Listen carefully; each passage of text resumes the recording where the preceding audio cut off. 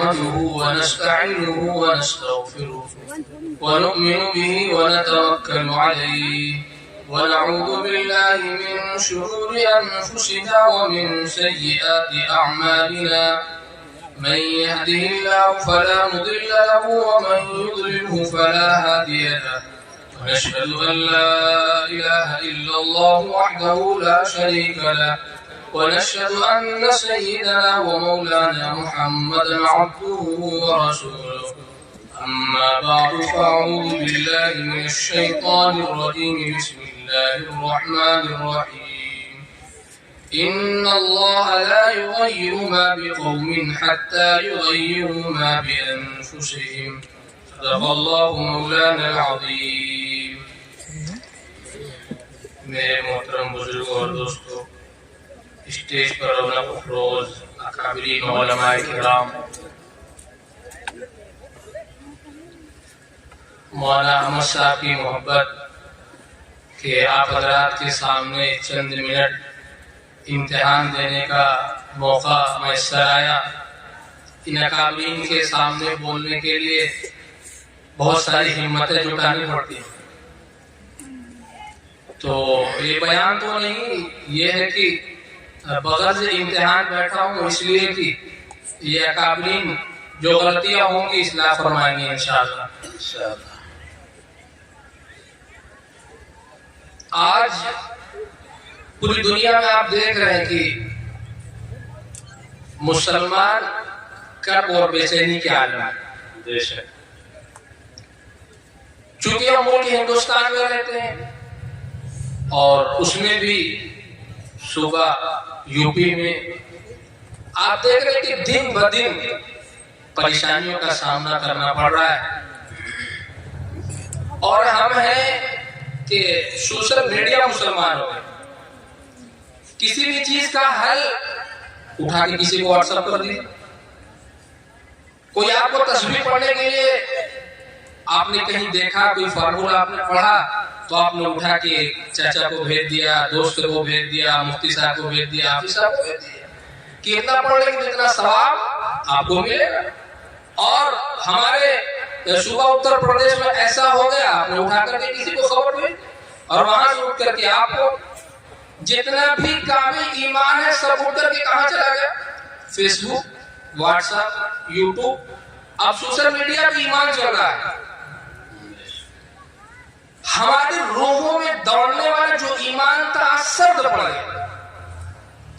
جس طریقے سے قبرستان میں جائیں آپ اور وہاں پہ خوب بڑا سا اسٹیج لگا کر کے بہت سارے علماء کو بلا کر کے لمبی لمبی آیتیں پڑھ کر کے احادیث پڑھ کر کے اس کے تفاسیر، اس کے مطلب بیان کیے جائے تو مردوں میں سے کوئی نہیں اٹھتا کہ ٹھیک ہے آج نماز پڑھنے چلے. کوئی اٹھتا ہے؟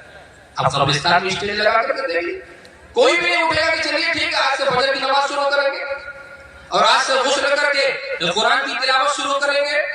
ہمارے اندر جو کمیاں ہیں آج سے اس کو ختم کریں گے. ہزاروں ہزار مردے قبرستان میں پڑے ہوئے ہیں لیکن ایک بھی مردہ اس میں سے نہیں اٹھتا کہ آج سے نماز شروع کریں. آج امت کا حال ایسے ہی، امت کا حال ایسا ہی ہے. ہم تو راستے میں چلنے والے مولانا ہیں لیکن یہاں پہ بیٹھے بہت سے بزرگان دین ہیں. ہم نے گناہوں کی وجہ سے اپنے قلب پر ایسی سیاہی کا ٹھپا مار دیا ہے کہ حق بات قلب پر اثر نہیں کر رہی. جلسے میں آ گئے، جلسے میں آئے گا، ارے کس لیے آئے گے بتائیں گے آپ لوگ یہاں پہ کیوں آئے ہیں؟ آج کوئی بول ہی نہیں. آپ لوگ یہاں پہ کیوں آئے کوئی بتائیں گے؟ یہاں پہ آنے کا مقصد کچھ لوگ بیچارے اس لیے آئے ہیں کہ مولانا احمد صاحب نے جلسہ کیا، چلو جلسہ دیکھ لیتے. کچھ لوگوں کو دعوت ملی ہوگی جو کھانے کے لیے آئے گے، اگرچہ علماء کے کھانے میں بھی نور ہوتا ہے. اب کچھ لوگ یہاں کے تم کو دیکھنے کے لیے آئے ہوں گے اور جلسے کو سن کر کے اس پر عمل کرنے والی جماعت بہت تھوڑی ہوگی. ابھی نتیجہ نکالا جائے تو شاید 0 ہو یا 1%، بہت مشکل سے ہو جائے. آپ دیکھ رہے ہیں ہمارے ملک ہندوستان میں ابھی وقف ترمیمی بل کا مسئلہ چل رہا تھا اور ایوانوں میں اس پر فیصلے کر دیے گئے کہ یہ حکومت کے قبضے میں آ جائے۔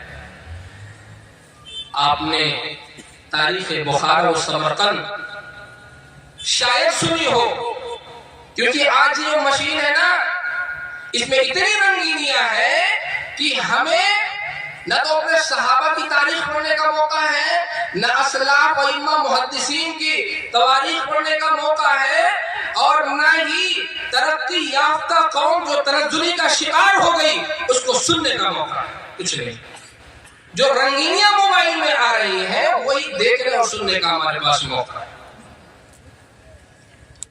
ایک وقت تھا جس طریقے سے آج ہمارے ملک ہندوستان میں دارالعلوم دیوبند ہے، وہ علم کا مرکز ہے، وہ علم کا چشمہ ہے، وہاں سے دریا پھوٹتا ہے، وہاں پر لوگ آ کر کے علوم دینیہ حاصل کرتے ہیں اور اطراف عالم میں جا کر کے صحیح علوم کی لوگ تبلیغ کرتے ہیں۔ اسی طریقے سے ایک زمانے میں وہ بھی علم کا مرکز تھا، بڑے بڑے علماء وہاں پر جاتے تھے علوم کو سیکھنے کے لیے، لیکن آج عالم یہ ہے نسلیں مسلمان ہیں اور زبان پر کلمہ جاری نہیں ہے، ان کو پتہ بھی نہیں کہ کلمہ کیا چیز ہے، نسلی مسلمان ہے بس۔ حقیقت میں ایمان دیکھا جائے، جائزہ لیا گیا تو انہیں پتہ بھی نہیں کہ کلمہ توحید کیا چیز ہے، اسلام کیا چیز ہے۔ وہاں پہ کیا ہوا؟ وقف کی زمینوں پر قبضہ کیا۔ آج آپ کو مسجد میں آنے کے لیے کوئی ٹکٹ نہیں لگتا ہے؟ بتائیے بھائی، نہیں۔ مسجد میں آنے کے لیے کوئی ٹکٹ مانگ رہا ہے، کوئی پیسہ مانگ رہا ہے، کوئی کمیشن لے رہا ہے، کوئی ٹیکس لگ رہا ہے؟ کچھ نہیں لگ رہا ہے۔ لیکن جہاں کی تاریخ میں بتا رہا ہوں مختصراً، پہلے تو مسجدوں پر ٹیکس لگایا گیا کہ بھائی آپ نماز پڑھنے آتے ہو، جس جگہ آپ اپنے رب کا سجدہ کرتے ہو اس جگہ کا ٹیکس دو۔ بھائی ہر آدمی کی تو بلڈنگ میٹیریل کی دکان ہے نہیں کہ وہ ہر نماز کے لیے ٹیکس دے گا، ابھی تو ٹیکس بھی نہیں لگ رہا۔ پھر بھی مسجد میں جس طریقے سے آج سے پہلے جمعہ میں جتنے لوگ جتنی لیٹ آتے تھے وہی عالم آج جمعہ میں بھی رہا ہوگا۔ جو جمعہ کی مقررین ہے، جو امام، ان کو پتا ہوگا جس طریقے سے پچھلی فجر میں لوگ نماز میں پیچھے ہوتے تھے اسی طریقے سے لوگ آج بھی نماز میں پیچھے رہے ہیں۔ ذرا بھی ان کی پیشانی پر بل نہیں آیا ہوگا کہ وقف ترمیمی بل پاس ہو گیا ایوانوں پر، حکومت کے دبدبے کی وجہ سے، اس کی طاقت کی وجہ سے چلو رب کے سامنے رات میں اٹھ کر کے رب کو مناتے ہیں، کیونکہ قلوب اللہ کی دو انگلیوں کے بیچ میں ہو سکتا ہے معاملہ ہی فرق، لیکن نہیں، سوشل میڈیا پہ ڈال دیں گے یہ ہو گیا، پاس ہو گیا، یہ کر دیں گے، چنی کر دیں گے، فلاں کر دیں گے، کچھ نہیں۔ آپ کو ٹیکس نہیں دینا پڑا لیکن مسجد میں آپ نہیں آ پا رہے۔ مسجد میں ٹیکس لگایا گیا، ہر آدمی پیسہ دینے کی طاقت نہیں رکھتا، تو کچھ لوگ باقی رہ گئے ٹیکس لے کر کے نماز پڑھنے والے، باقی ساری مسجدیں خالی ہو گئی کیونکہ ان کے پاس پیسے دے کر کے نماز پڑھنے کی اتنی دولت نہیں تھی۔ اور بھائی کتنے دن تک آپ پیسہ دے کے نماز پڑھو گے؟ دھیرے دھیرے وہ بھی ختم ہو جائے گا، پھر نتیجہ یہاں تک پہنچے گا کہ فلاں مسجد خالی پڑی ہے، وہ کسی کام کی نہیں ہے، اس کو رفاہی کام میں استعمال کر لیا۔ آپ کے ملک ہندوستان میں بابری مسجد کا فیصلہ آنے کے بعد کسی کے اندر چون چرا کرنے کی جرات بھی نہیں تھی۔ آپ نے صحابہ کرام کی تاریخ سنی ہوگی، پڑھی بھی ہوگی، جہاں بھی جاتے تھے اسلام کا پرچم لے کر کے جاتے تھے اور ظالموں کے دل پر، ان کے جسموں پر ایک زلزلہ برپا ہو جاتا تھا۔ کیا تھا؟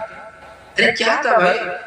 سفید کپڑا تھا، دستار تھی، سینے پہ صدری تھی کہ بہت بڑے مولانا صاحب ہیں، قلب اللہ کی محبت سے لبریز تھا، اللہ کی یاد سے چھلک رہا تھا، تو جہاں بھی جاتے تھے فتح نصیب ہوتی۔ اتنے زمانے پر ڈر رہے کیا؟ ڈر رہے کیا؟ کوئی بات نہیں بتا دیجیے۔ یہ مسئلہ اصل میں بزدل ہو گیا، مسلمان بزدل ہو گیا، اپنی ایمان کی حفاظت کے لیے، اپنی مساجد کی حفاظت کے لیے، اپنی مدارس کی حفاظت کے لیے جانوں کا نذرانہ پیش کرنے کے لیے تیار ہے۔ کچھ لوگ ملک کے اندر فساد پھیلانے کے لیے کئی وقف ترمیمی بل پاس کر رہے ہیں، کئی NRC لا رہے ہیں، کئی CAA لا رہے ہیں، کئی مسجدوں پر بلڈوزر چلوا رہے ہیں. یہ ملک میں فساد پھیلانے والے لوگ ہیں. تو ہم اپنے ملک کی حفاظت کے لیے اپنی جانوں کو پیش کرنے کے لیے ہر وقت انشاءاللہ کریں. سر پر کفن باندھ کے نکلو. جب بھی ملک کی سالمیت کی ضرورت پڑے گی، ملک کی حفاظت کی ضرورت پڑے گی، تختہ دار کو بھی آباد کریں گے اور اپنی گردنوں کے بھی اس کے لیے پیش کر دیں گے. لیکن کیسے؟ رات میں سوتے رہیں گے تب، مسجدیں خالی پڑے رہیں گے تب، آرام سے سوشل میڈیا پہ بتا دیں گے کہ فلاں مسجد خالی ہے، آج کوئی نمازی نہیں تھا. جب تک خود اپنے سدھرنے کی فکر نہیں ہوگی، خود اپنے ایمان اور اسلام کو پختہ کرنے کی فکر نہیں ہوگی، آپ لاکھوں لاکھ میں سے فیس بک واٹس ایپ پر ڈالتے رہو، کبھی بھی آپ سدھر نہیں سکتے. اگر اپنی مساجد کو بچانا ہے، آج تم علماء کے درمیان میں ہو، آج تم کلمہ توحید کو جانتے ہو، سمرقند و بخارا کی تاریخ اٹھا کر کے دیکھو، شاید تمہاری آنے والی نسلوں کی زبان پر بھی کلمہ جاری نہ ہو سکے اگر ہماری یہی بدتر حالت ہے. مولانا بیان کر رہے تھے نا کہ علماء جب مدارس کے تعاون کے لیے جاتے ہیں تو ایسا لگتا ہے اپنی نفس کے لیے بھیک مانگنے کے لیے، وہ آپ کے لیے مانگنے جاتے ہیں.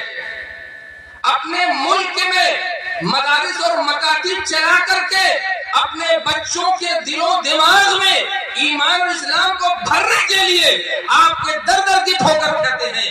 آپ کا ایک ایک روپیہ لے کر کے مساجدوں، مدارسوں، مکاتب کو یہ لوگ آباد کرتے ہیں تاکہ آنے والی نسلوں تک ایمان اور اسلام پہنچتا ہے.